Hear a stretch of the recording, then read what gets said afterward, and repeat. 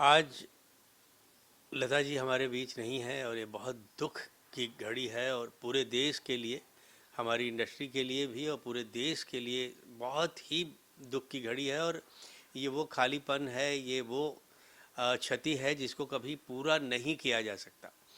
लता मंगेशकर एक ही थी, एक ही हैं और एक ही रहेंगी। उनके जैसा न कोई दूसरा पैदा हुआ, न दूसरा कोई होगा। वो आज हमारे बीच नहीं है, मगर उनके द्वारा किया गया काम, उनके द्वारा उनकी जो बातें हैं, उन्होंने जो सीख हम लोगों को दी है, उससे हम हमेशा प्रेरित होती रहेंगे और कुछ न कुछ उसे सीख के आगे बढ़ते रहेंगे। आने वाली पीढ़ी को उनसे सबक सीखना चाहिए, उनसे सीखना चाहिए कि एक महान सिंगर बनने के लिए, एक महान व्यक्तित्व अपने आप में लाने के लिए क्या क्या करना चाहिए। उनकी किताबें पढ़ें, उनके बारे में पढ़ें, उनके गाने सुने लोग।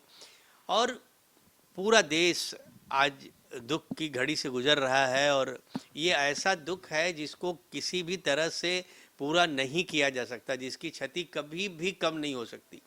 लता जी के साथ मेरा सौभाग्य रहा कि उन्होंने मेरे बहुत सारे गाने गाए, उनसे मैं मिला, उनका मैंने दर्शन किया, उनसे आशीर्वाद मैंने लिया। बहुत कुछ उन्होंने मुझे बताया जीवन में, उनसे बहुत कुछ सीखा है मैंने। और आज हमने जो कुछ भी उपलब्धि हमको हुई है, उसके पीछे उनका बहुत बड़ा हाथ रहा है। क्योंकि जब आप किसी भी महान कलाकार से मिलते हैं तो केवल उसके काम से नहीं, उनकी बातों से, उनकी सीख से आप बहुत कुछ सीखते हैं। और ये तमाम गुण जो था वो लता मंगेशकर में था। वो जब भी अपने किसी करीबी से मिलती थी तो उनसे, वो एक ग्रेट फिलासफर थी, वो एक, उनको जीवन में एक कमाल की ह्यूमन बीइंग थी। लोगों के बारे में आज तक, आखिरी दम तक जो नए सिंगर, चाहे वो इंडियन आइडल के हों, सारेगामा के हों, उनके बारे में सुनती थी, उनकी तारीफ़ करती थी। कभी भी उन्होंने ये सोचा ही नहीं कि उनसे बड़ा कोई दुनिया में नहीं है। वो हमेशा अपने आप को छोटा करके ही दिखाती थी, यही उनकी महानता थी। मैं तमाम लोगों से प्रार्थना करता हूँ कि उनकी आत्मा की शांति के लिए प्रार्थना करें, उनके घर वालों को इस दुख की घड़ी से गुजरने के लिए प्रार्थना करें। और मैं उन तमाम लोगों का बहुत आभारी हूँ जो लता मंगेशकर के लिए प्रार्थनाएं कर रहे हैं, जो उनके लिए दुख की सभाएं कर रहे हैं। क्योंकि यही वो वक्त है कि हमको उनको कुछ देना है, हमको उनको श्रद्धांजलि देनी है, हमको ईश्वर से प्रार्थना करना है कि उनको ईश्वर जो है शांति दे, उनकी आत्मा को शांति दे। ऊपर के लिए ना चेहरे का क्लोज हो गया, बस सिर्फ चश्मा लगा ली।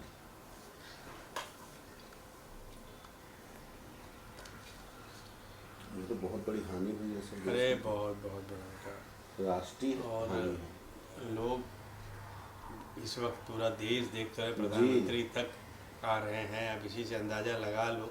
जी जी जी। और वो कौन आ रहा है कौन नहीं जा रहा वो अलग बात है, पर उनका काम ही इतना कमाल का है।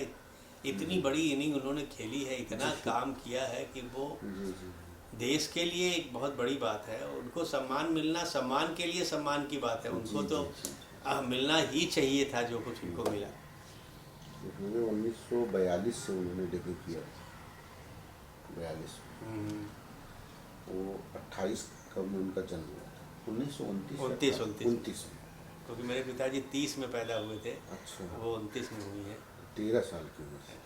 और कितना संघर्ष किया है, बर्तन मांजने से लेके क्या शुरू करके, फिल्मों में काम करने से लेके, नाटक में काम करने से लेके, इतनी बड़ी जिम्मेदारियों को लेके भी इतनी सारी उपलब्धि हासिल करना। आप सोचिए उन्होंने कितनी मेहनत की होगी, कितनी साधना की होगी इस काम की।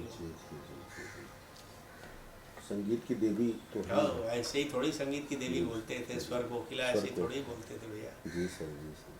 चलो। Thank you.